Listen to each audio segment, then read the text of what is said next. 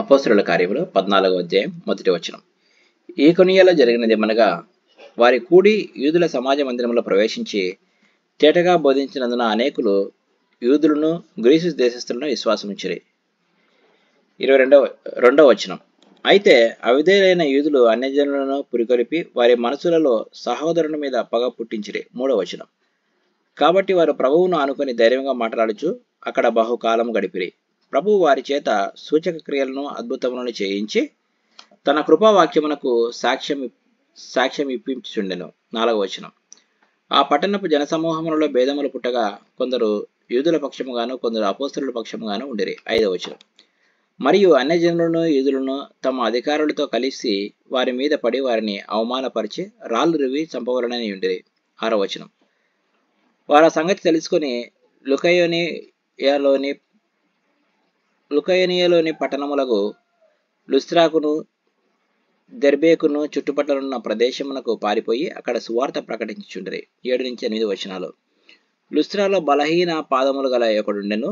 అతడు పుట్టినది మొదలుకొని కుంటివాడే, ఎన్నడూను నడవలేక కూర్చుండి ఉండువాడు. 9వ వచనం. అతడు పౌలు మాటలాడుట వినెను. పౌలు అతని వైపు తేరిచూచి స్వస్థత పొందుటకు అతనికి విశ్వాసము ఉండెనని గ్రహించి 10వ వచనం. నీ పాదములు మోపి సరిగా నిలవమని బిగ్గరగా చెప్పినప్పుడు అతడు గంతులు వేసి నడువసాగాను. 11-12 వచనాలు. జనసమూహములు పౌలు చేసినదాన్ని చూచి లుకయోనియా భాషలో, దేవతలు మనిషి రూపము దాల్చి మన ఎద్దకు దిగివచ్చి ఉన్నారని కేకలు వేసి బర్నబాకు ద్విపతి అనియు పౌలు ముఖ్య ప్రసంగి అయినందున అతనికి హెర్మే అనియు పేరు పెట్టిరి. 13వ వచనం.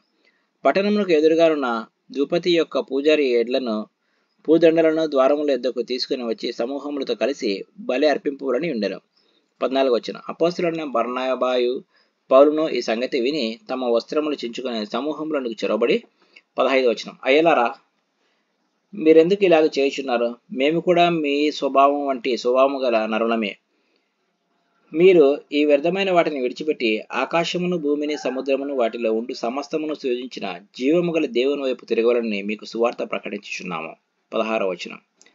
ఆయన గత కాలములలో సమస్త జనులను తమ తమ మార్గముల యందు నడవనిచ్చాను. 17వ వచనం. అయినను ఆయన ఆకాశము నుండి మీకు వర్షమును ఫలవంతమైన ఋతువులను దయచేయుచు ఆహారం అనుగ్రహించుచు ఉల్లాసంతో మీ హృదయమును నింపుచు మేలు చేయుట చేత తన గూర్చి సాక్ష్యము లేకుండా చేయలేదని బిగ్గరగా చెప్పిరి. 18వ వచనం. వారెలాగ చెప్పి తమకు బలి అర్పింపకుండా సమూహములను ఆపుట బహు ప్రయాసమాయను. 19వ వచనం. అంతియొకయ నుండి ఈకొనియ నుండి యూదులు వచ్చి జనసమూహములను తమ పక్షముగా చేసుకొని పౌలు మీద రాళ్ళు రువి అతడు చనిపోయినని అనుకొని పట్టణం వెలుపలికి అతనిని ఈడ్చిరి. 20వ వచనం. అయితే శిష్యులు అతని చుట్టి నిలిచి ఉండగా అతడు లేచి పట్టణంలో ప్రవేశించి మరునాడు బర్నబాతో కూడా దెర్బేకు బయలుదేరిపోయాను. 21వ వచనం. వారు ఆ పట్టణములో సువార్త ప్రకటించి అనేకులను శిష్యులుగా చేసిన తర్వాత లుస్త్రాకును ఈకొనియాకును అంతియొకయకును తిరిగి వచ్చి 22వ వచనం. శిష్యుల మనస్సులను దృఢపరిచి విశ్వాసమందు నిలకడగా ఉండవలననియు అనేక శ్రమలను అనుభవించి మనము దేవుని రాజ్యంలో ప్రవేశింపవలనయు వారిని హెచ్చరించిరి. 23వ వచనం. మరియు ప్రతి సంఘములో వారికి పెద్దలను ఏర్పరిచి ఉపవాసం ఉండి ప్రార్థన చేసి వారు నమ్మిన ప్రభువుకు వారిని అప్పగించిరి. 24వ వచనం. తర్వాత పిసిదియా దేశమంతటా సంచరించి పంపులియాకు వచ్చిరి. 25వ వచనం. మరియు పెర్గేలో వాక్యము బోధించి అత్తాలియాకు దిగి వెళ్ళిరి. 26వ వచనం. అక్కడ నుండి ఓడ ఎక్కి తాము నెరవేర్చిన పని నిమిత్తము దేవుని కృపకు అప్పగింపబడిన వారై మొదట బయలుదేరిన అంతియొకయకు తిరిగి వచ్చిరి. 27వ వచనం.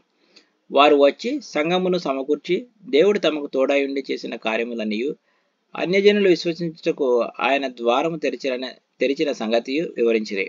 పిమ్మట వారు శిష్యుల యొద్ద బహుకాలము గడిపిరి. Praise the lord.